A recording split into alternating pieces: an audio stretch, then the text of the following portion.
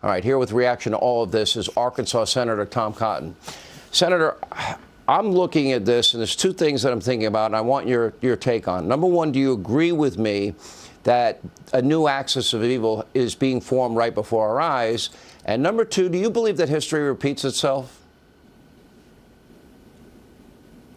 Sean, I do agree with you that axis of evil, increasingly centered on Beijing, as you laid out, is emerging. It's emerging in large part because of President Joe Biden's weakness and his tendency to blame America and our allies first.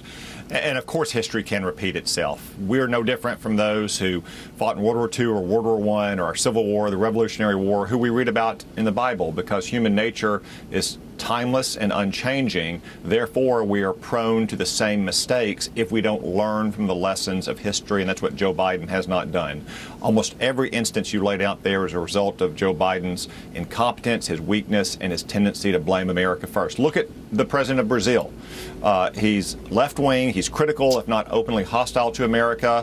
He's kind of typical of many left-wing leaders that have come to power in recent years in Latin America. Joe Biden doesn't say a word negative about them. And what happens? You have them running off to Beijing or welcoming Iranian warships in Latin America. That all gets back to the fact that they think they can get away with actions that are unfriendly or openly hostile to America under President Biden.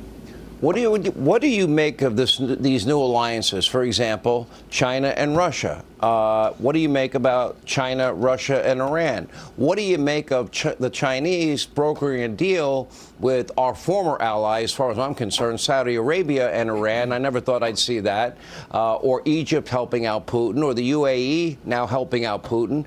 Do you believe that our allies, these defections, that these countries are making a choice, and they are betting that China is going to outpace the United States and overtake the U.S.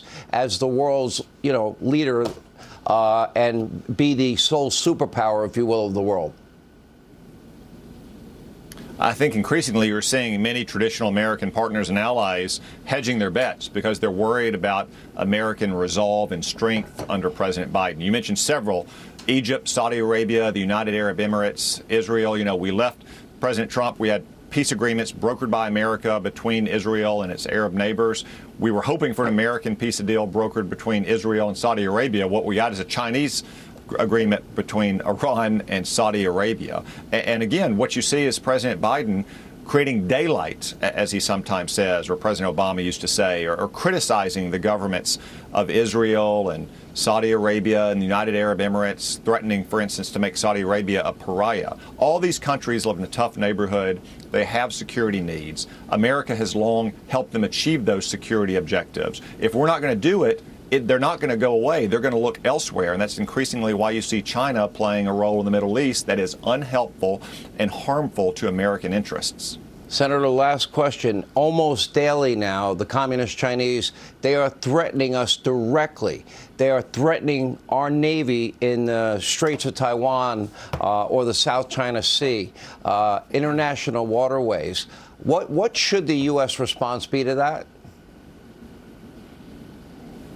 Well, every time China, or for that matter Russia or Iran, threatens our Navy or our aircraft, saying they can't sail here, they can't fly there, we should basically make that our new route that we're going to travel, to show China and Russia and Iran that they can't bully us. More on the long-term front, we have to significantly increase our defense spending and invest in the kinds of weapons and aircraft and ships that are going to deter China and Russia and Iran, and make it clear to them that not only we have the resolve to defend our interests, but we have the ability to do so as well. Senator Cotton, great to have you. Thank you, sir.